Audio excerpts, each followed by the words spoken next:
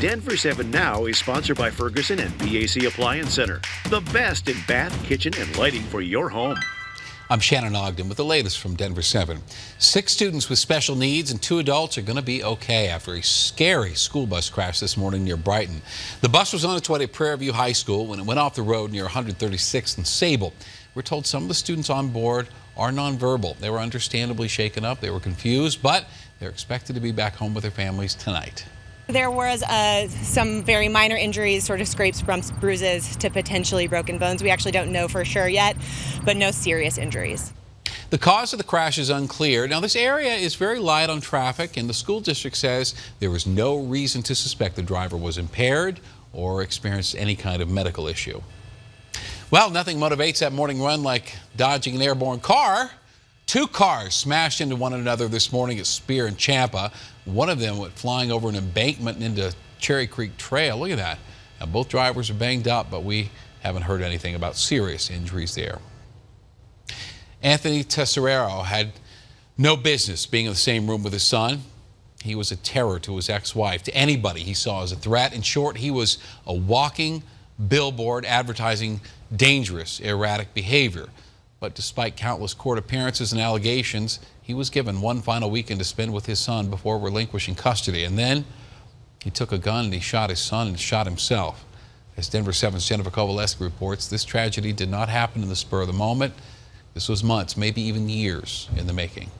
That where you live? He knows where I live? Yeah. And Papa wants you to tell me that?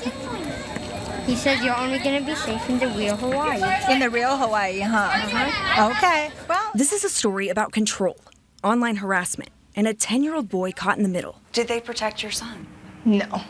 A fatal encounter the boy's mother says could have been prevented. There was so many agencies were involved, so many. I begged, talked to, can try to convince everybody to do something. Let's go back to early Saturday morning, September 21st. Jing Tesoriero wakes up to a chilling email in her inbox. The author, her ex-husband, Anthony, telling her, by the time you finish reading this, Ty will be moments away from joining me in the afterlife. It's pretty much like suicide note, and he said he was gonna take my son with him.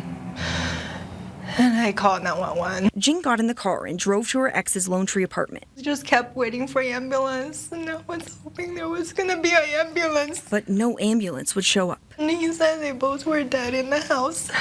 Her ex-husband shot her son Ty and then turned the gun on himself. Heartbroken. I don't know, I don't even know the words. What else I'm feeling? Angry, upset, regrets, and... Less than 24 hours before, we had an awful hearing at the family court. I was gonna get custody of my son. but somehow Ty still goes home with his dad. Did you want your son to go with his dad that night? No, we even told the judge more than once that we were worried. We were concerned for Ty's safety. She did anticipate an order being issued over the weekend for Ty to be removed. Within 8 hours, Ty was murdered. Caroline Cooley is Jing's attorney. Her firm specializes in complicated family law, but she says this case is different. In 20 years, I have never had a case where a child has been so systematically, methodically, consistently alienated and no change is occurring and no systems responding to it. To understand what Jing's ex did, they played audio recordings in court. He doesn't want to be with you. Yeah. He hates you. AJ, can you just let me talk to my son? No, I cannot. Go get a police officer. Come on. No. She says this happened almost every time Jing tried to pick up Ty for her court-ordered parenting time. Like it matters if she's mad. She lied to us, Ty. Come You on. know what piece of crap she is. Yeah, No, she's hug. lying to you. Ty, can you just She's listen lying. to Mama for a You know how minute? she lies. She's gonna grab you. Come on. No. Ty was just his tool, and Ty is just being used. Jing's ex also had a mandatory protection order to stay away from her. How many times did he violate that protection order? I can't count. My opinion, there was so many. Yeah.